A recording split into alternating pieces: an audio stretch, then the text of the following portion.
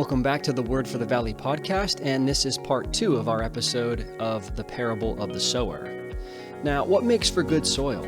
In the parable of the sower, good soil is more than just fertile ground. It's a heart prepared to receive God's Word. In this episode, we'll learn how to cultivate that kind of heart, one that welcomes truth, grows deep roots, and bears abundant fruit. Let's get back into it with Pastor Mike, picking up at verse 20.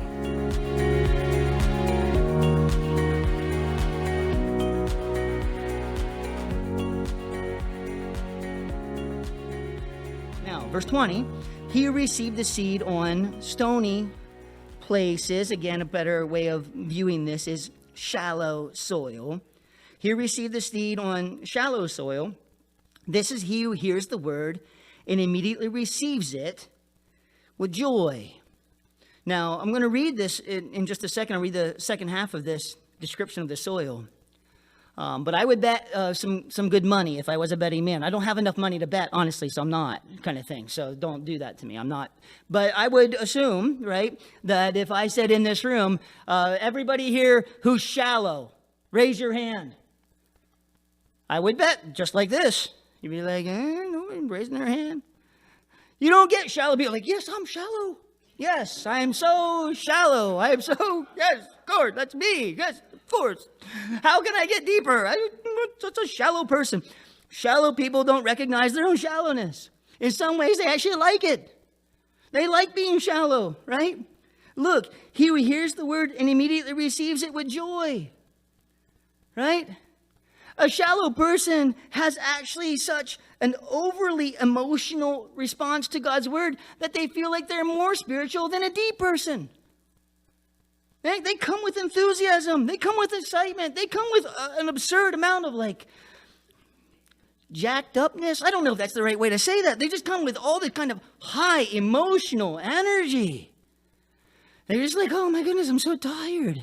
I just was with them 30 minutes. I'm exhausted. I can't do this for much longer, kind of thing. They think that as a result of that emotionalism, they think that they're more spiritual. And what God is saying is, no, it's the other way around. That's not an indicator of depth. That's an indicator of shallowness, which becomes imperative for many of us. Sometimes, talk every now and to some of the U-turn guys down at First Phase. Why don't I respond this way? Why everybody else is doing this, and I'm just here, man. I'm just listening to God. What's wrong with me? Nothing's wrong with you. Nothing's wrong with you. What I'll oftentimes advise is, watch the person who does this for about 6 months and see whether or not they keep walking with the Lord after 6 months. Because you don't walk with the Lord like this for 6 months. Nobody has that ability. Nobody can stay that excited for that long. We don't have that emotional capacity. That's not a sign of spirituality. It's a sign of the lack of it. True depth is produced somewhere else. Not with that same type of enthusiasm. It's produced with a depth and with a hiddenness in some ways. But this one here, they receive the word with joy, okay? On this bedrock here with just a little bit of dirt, if there was any moisture in it at all, and the Middle Eastern sun, this thing is a terrarium, right? This ground is it's gonna actually that from, in 2 days, 3 days, it's gonna start to sprout up. And the farmer probably, maybe even, gets a little bit excited about how quickly this soil has taken root until he realizes that it's only because the depth of the soil is pretty small. And then verse 21 comes. Yet he has no root in himself, but endures only for a while. This seed has no root in himself. It has no root because it can't go any deeper. It can't go any deeper. It has a capacity. It has a depth to which it reaches, and then when it hits that floor, it can't go down any further. The great secrets in all of our lives, spiritual growth and development, comes when we figure out a way of getting that taproot down in our hearts into the deep and watery places of life, right? Psalm 1, the man planted by the streams of water. Jeremiah 17, it's the person planted by the streams of water. It's that soil or that seed that can find an underground water source right? I've been recently watching Home Rescue. What is it? You make fun of it all the time when I watch it, right? What is it? Yeah. He's from Alaska. Homestead Rescue. Oh, yeah, so that's why Aiden makes fun of it all the time. Homestead. They say homestead like a million times on the show. That's why it's funny. And like okay, there's a point to this. Well, come back. One of the main reasons why, one of the main things they always try to do in all of these homesteads is that they have to try to find a water source. If there's no water source, somebody's building their cabin up in the mountains somewhere, and there's no water source, the chances of actually being able to survive there become much less. Well, one of the ways to find a water source is that if you look across a sprawling desert, if there's like one spot where 2 or 3 trees are excessively green, you're like, they found an underground water source. And you can tell because all of the other trees around them are dry or less green. These trees are abnormally green because they have dug down in with their roots and found a spot. You pull those trees up, you dig down in there, you have a chance of finding water. Well, if you can't get down and you can't find more water, then it's only a matter of time until you dry up. And that's dependent on the root here within this person's life. They endure, only for a while, but then tribulation or persecution arises largely because of the word. It's when the challenge comes because somebody's trying to follow God, because they want to walk this way, right? I'm trying to follow God, I'm trying to do this, and I believe that God told me to do this, and now it seems to be worse as a result of trying to take this step. And some people misread that, and they do not recognize it as growth. They feel like it's a setback, right? Trying to follow God, and now as a result, life got harder. Yes, it did. Because finally you're moving forward. Otherwise, you were just floating back downstream. Didn't take any effort to float downstream, right? Just to kind of survive. It doesn't mean anything. Now you're trying to thrive, you're trying to be successful in the things of God. Of course, that's going to require a bit more effort, and as a result, it's going to take a bit more challenge. Don't mistake it. Don't misread it. Never make the goal in your Christian life easy. Make the goal in your Christian life successful in regards to the things of God, the purposes of God.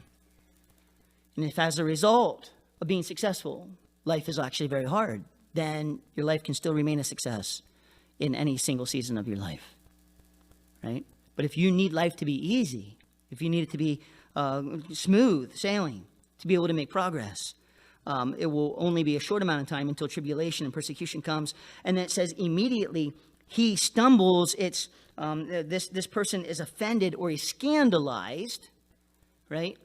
And it talks about a quick kind of removal away from the truth in this person's life. That all of a sudden, as quickly as they got started, that's as quick as they walked away. And you're literally looking at it like, what just happened?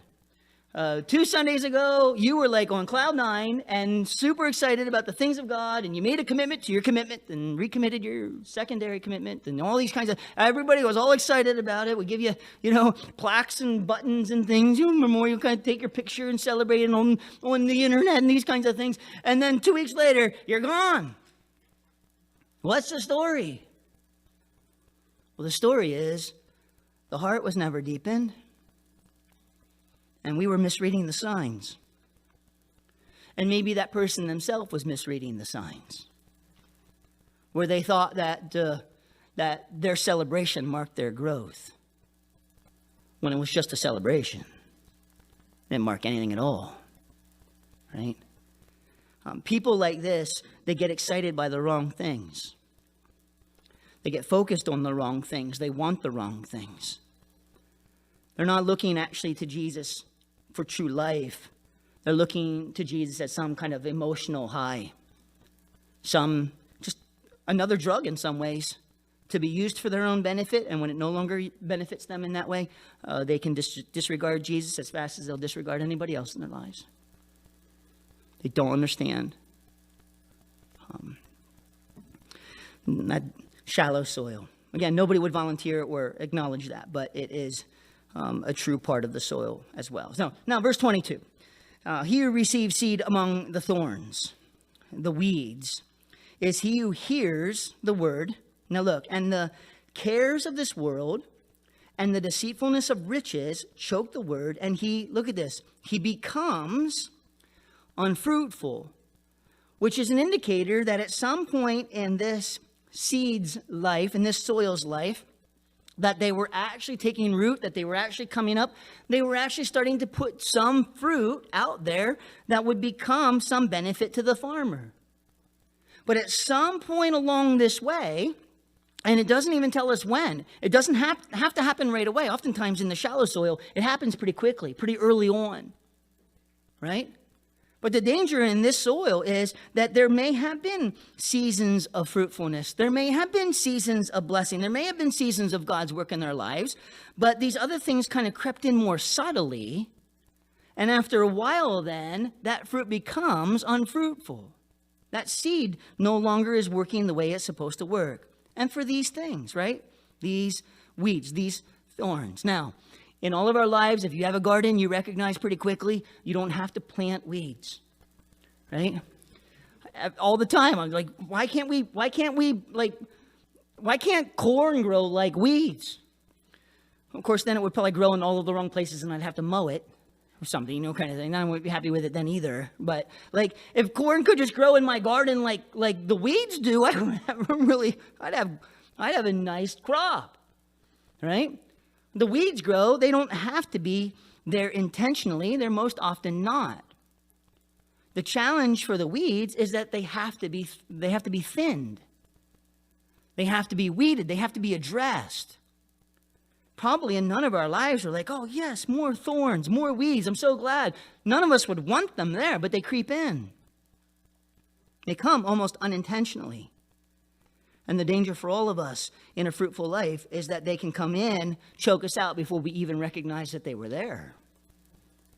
The three things he mentions that do this, the cares of this world, deceitfulness of riches, and then in Mark, he says the desire for other things, just kind of a broad collective. What are the things in people's lives that make them unfruitful? Just being busy. Just being filled with stuff. Cares of this world. Cares is literally to be pulled apart in many different directions. Merimna. Have you felt that at all this week? I like Christmas. I'm not a Scrooge or a bah humbug guy. But I also really like when it's over. It's just so many things in so many different directions, and just like, oh my goodness, I'm so pulled. I want to stay focused. I want to be on point. This is really what I care about, but I have to do this too, and I got to do this, and I got to manage this, and I got to, all this kind of other stuff in life, and just pulled about in many different directions. It's literally what the cares of this world are. Then he says the deceitfulness of riches. How are riches deceitful? How are riches deceitful? They tell us that if you had just a little bit more, you'd be happy. That is always the deceitfulness of riches. I think it was John D. Rockefeller. Somebody asked him at one point, how much do you need to be happy? He said, always a little bit more. Always a little bit more. It's amazing. You get a raise this year, right? You get a raise this year, you got it spent already, right? All the new things you're going to get to do and be and kind of have and that kind of thing. And by the time you get to next year, you forgot you had a raise the previous year, right? Because your standard of living just came right up to it right away. Rather than enjoying the surplus, you kind of blowing that. Spend that too and get ready for the next raise. And then if it doesn't come, you feel like you lost something, right? But it's always that kind of pursuit of money and the pressure and the threat and the false promise of it. Where in 1 Timothy chapter 6, verse 6, it says that godliness with contentment is great gain. The point with money is to not need it. Use it as a tool for God's purposes and God's benefit, but don't rely upon it. Right? Do your job, work, pay your bills, do the things that are enjoined upon you, right? But don't place any hope in it. Don't place any hope in it. And there's a great danger in our country, because of our prosperity, to assume in some ways that to be godly, in some ways to be progressing in riches. And it's just not true. It's just not true. You may learn how to manage money better, but it doesn't mean that you may have more, right? Riches are deceitful. And then obviously the cares of this world, desire for other things, deceitfulness of riches, all of this choke, literally, they squish in on a life and squeeze it out. All right? You guys have probably heard me say this before. I got choked out one time in a wrestling match in my freshman year up at Brown, Penn Wrestling Brown. And within the first 30 seconds, was in on a shot, and he front headlocked me, and he just cut off the blood supply to half my brain. The other half is still working, by the way, but he just cut out. And I just remember wrestling, and then the room spinning, and the crowd. The weird thing about the crowd is it literally was going whoa, whoa, whoa. And I was trying to figure out what was happening. And then I woke up, and there was a whole pool of blood. I had a bloody nose before, and the weight cut was bad that week. And so then when I came to, and all the blood came back into my head, it just all came out my nose. And I was just like holding just a big bloody nose there, kind of in the middle of this match. And then the referee stopped it because obviously I'm bleeding. He got me over to the side of the mat. And my wrestling coach said, "Don't say that you got choked out." Because if you got choked out, then it's a 6-point win for the other team. Otherwise, you can keep wrestling. If you so, were you ever unconscious? I don't think so. Actually, if I was, I don't remember it. Kind of thing. And just I don't know. Coach Reyna says I'm not, so that's what it was. Kind of thing. And went back there, and and then eventually finished. I still lost, but I did finish the match, and we ended up winning by 2 points. If I had gotten defaulted out, we would have lost the dual meet. So it was a success in just finishing the match and only getting beat by a couple points. The point of the story is this, in regards to being choked out. Once somebody applies the hold and you start to go, actually going to sleep is kind of fun. It doesn't hurt at all. It actually doesn't hurt at all. You see these guys in MMA, and they're like real naked choked, and you're like, oh, what's so amazing? He held on. He didn't tap out. He just went to sleep, kind of thing. Like, that's no praise to this guy. It's fun going to sleep. I like going to sleep at least once a day, right? 10 o'clock, bedtime. Oh, baby, is my favorite point of the day. So awesome. Here we go, bedtime. Let's go to sleep. It's fun, right? If I can do it twice a day, I'm happy, right? Bedtime and a nap, that's a win-win, kind of thing. Falling asleep is easy. Falling asleep is easy. And the problem is in our lives, when these weeds choke us out, most of the time we don't even know what's happening. Until 5 or 10 years later, and we realize whatever fruitfulness that was happening at one point in our lives is no longer happening, and we wonder why. And we didn't realize these other things that crept in. We thought we were managing them. We thought we were doing okay. It didn't hurt. It actually felt kind of fun. It felt nice. We had extra money. We could do things. We could splurge a little bit. We could run here. We could go there. We could do these kinds of things. But we were not doing them in any type of fruitful manner. And it was choking us out. And this seed here becomes unfruitful. Now, the fourth and final one here in verse 23, he who receives seed on the good ground is he who hears the word and understands it, who bears fruit and produces now some 100-fold, some 60, some 30. Not every soil produces the same amount of harvest, but every soil can produce some if the soil is in fact good. And again, it's the word that can also be translated beautiful. Good soil. Now, what makes for good soil? Well, by definition in the parable, what makes for good soil is the absence of the three things in the previous soils. Right? What makes for good soil, one, is it's not hardened. Again, everybody in our lives, everybody in this room, everybody throughout their point in life, you are going to have a place in your life where you have the opportunity of becoming bitter, where you have the opportunity of becoming hardened. Again, if you think your story is the worst, I can give you other stories that will rival your story. And I've oftentimes found that the people with the hardest stories are not the hardest people, most often. But people who think they have the hardest stories are people who oftentimes get hardened the most. And this life needs, on a regular basis, to be plowed. It says in the book of Jeremiah to break up the fallow ground, literally, to plow it up and to turn it over. And God oftentimes will do this through circumstances. Life will be going in a particular direction, and now it's taking a right-hand turn. I thought we were going to do this, and now we're dealing with this. I thought we were going here, and now we're dealing with this. I thought it was going to be like this, and now we're kind of doing these kinds of things. And now I don't know what to do. It is an opportunity of humility. It's an opportunity of being broken. It's an opportunity of new growth. Or it will only serve to make you harder. It will only double down on the firmness of the soil. If the plow doesn't work to turn it over, the plow will only work to harden the soil. And it's really your choice. It's really your choice. At some point in all of our lives, we're no longer the victim. At some point in all of our lives, we then are the person who has to take responsibility for our own hearts and our own lives. I do not understand why some lives are so hard. I get it. I get it. Sometimes I hear a story and I want to go Rambo on somebody, right? I want to take care of some biblical justice on somebody who's harmed somebody else, hurt somebody else, right? But God, for some reason, allowed it. And the question is not, can we go back and make it go away?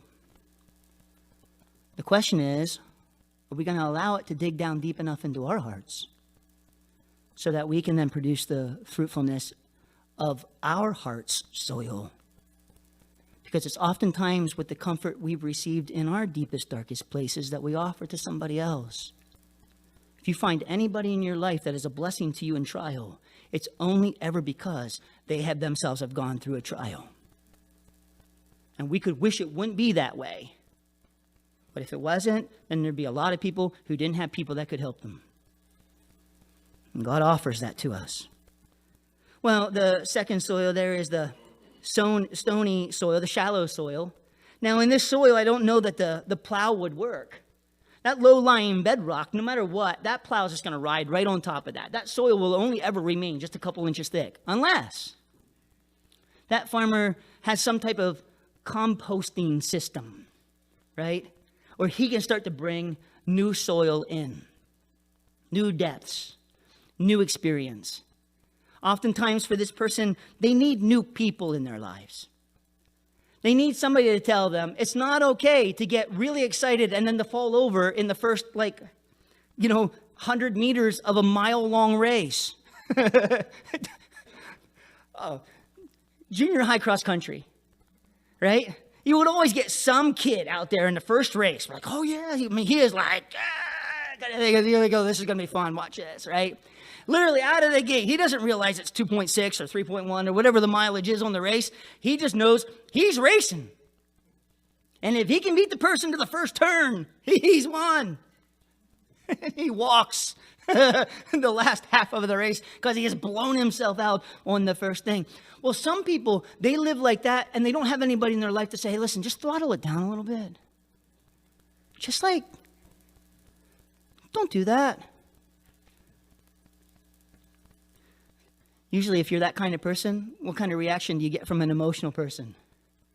Oh, you're taking away all my fun. Oh, you're such a buzzkill. Oh, you're the bad guy for trying to get him to throttle it back just a little bit. I say, listen, you can't run a marathon that way. And this is not a sprint, right? The question in here is not how high you jump. It's how far you can run. And for that, it's going to take a different pace. And oftentimes in that pace, it doesn't feel fun. It doesn't feel exciting. Right? Talk to Britt, talk to somebody who runs long miles in training. 10-mile run. You ever get to... People talk about runner's high. I never got a runner's high. I just got runner's tired. That's all I got. Runners, I can't breathe. Runners, I don't know who my name is. Runners, like, I want to go home and quit and cry and run. I'm not having any fun with this at all. There's nothing like runner's high. I don't know what we're talking about. Right? Maybe somebody else gets it. I don't get it. Never happened for me. Right? But some people, they will only do stuff in life if they get that kind of emotional response. When that's not where you build life. That's not where good stuff comes from. See people who can put one foot in front of another day after day after day, faithfully, productively, beneficially. There's so much more benefit in that than having a quick burst, jumping really high, being really loud, and then the first sign of trouble, first difficulty, first tribulation or persecution comes, and they're gone. Allow the Lord to deepen your soil. Allow the Lord to deepen your soil. If you find yourself like this, just slow it down. Right? Don't place so much emphasis on feelings. Don't look for some type of spiritual high. Get in the grind and do the day-to-day life in joy, in fellowship with God. You can do it. It's there. But it's not going to be that same type of emotional response that you're looking for. You got to get out of that mode. You got to get out of that mode. Right? Life isn't found there. You'll have moments. You'll have moments. I find that emotions hit me when I don't think that they're going to hit me. Right? Sitting listening to something in my office and I'm weeping. I don't even know why I'm weeping. I'm just weeping. And I realized, like, I had a couple of days of weeping all built up in that one thing where I'll listen to a worship song and then before long I'm like literally like running around, like hands are in the air and I'm just having like, yeah, like, that's okay. Just don't live there. Emotions will come. You're going to have those points, highs and lows, both. But that's not life. Life is lived in the middle there. You want to stay focused on that. Well, then obviously in verse 22, the good soil has to be able to get rid of the thorns in this person's life and heart. We have to make sure that we live at a pace in life where we can be fruitful. And that we don't live in the pace in life that the world demands upon us. And there's a lot of people, why can't we go here? Why can't we do this? Why can't we do that? Why can't we, everybody else does this kind of thing? Like, I can't be fruitful that way. I can't do it. Yesterday we were over visiting Julie's parents for Christmas, and it was a great time. At some point, just say, listen, we got to go. And they understand. They're all kind of for it in some ways. We got to go. I have to start changing gears and getting ready for tomorrow. I can't stay out till 7, 8, 9, 10, right? Shooting the breeze, playing, games and these kinds of things, and then come home and not have any mental space or energy for the things that God has for me next. I can't do that. I don't have that freedom or that privilege. And frankly, I don't want it. I don't want to just play. I have fun. I can play. I can enjoy things. Seriously, honestly, ask my wife. And Damien Kyle says he can get as much joy out of a cup of tea and a piece of toast in the morning as by going to Disney World, and I probably more, honestly. So, like, you can figure out how to get a lot of enjoyment out of the little things in life. You don't need to have big events and all this kind of activity so that you can feel peaceable. And frankly, if your satisfaction in life and the peaceableness of your life depends on those things, you're probably looking at the wrong things. I can't be happy unless I'm on vacation. I can't be happy unless I'm doing this. I can't be happy unless, your happiest place should be right where you are serving the Lord the most, where you're functioning right within your calling, where you're blessing other people, where you're doing what He wants you to do. Those other things will come. They're allowed, and the Lord will bring them. But that's not what we're living for. And again, it's a readjustment.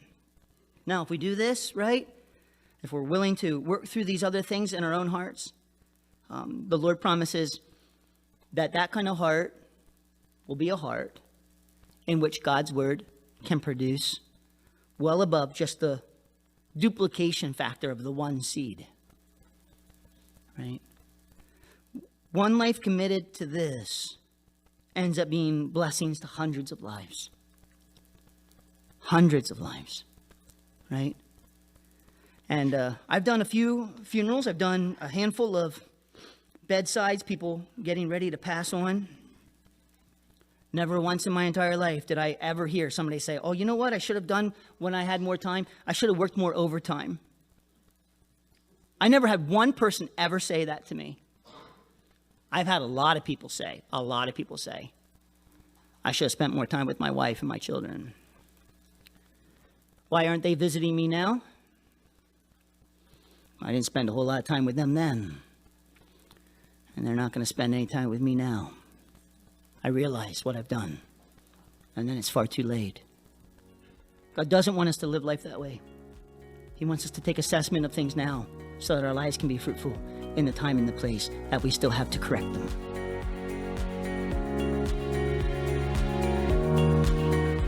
We learn that good soil isn't effortless. It's cultivated through humility, brokenness, and a willingness to let God turn the ground of our hearts. It means allowing new perspective and counsel, slowing down, clearing the thorns, and letting Him deepen our roots. When we do, He grows fruit that reaches far beyond our own lives. The process is far from easy, but the promise is more than worth it. All right, thanks for joining us again. This is the Word for the Valley podcast. So long, everyone.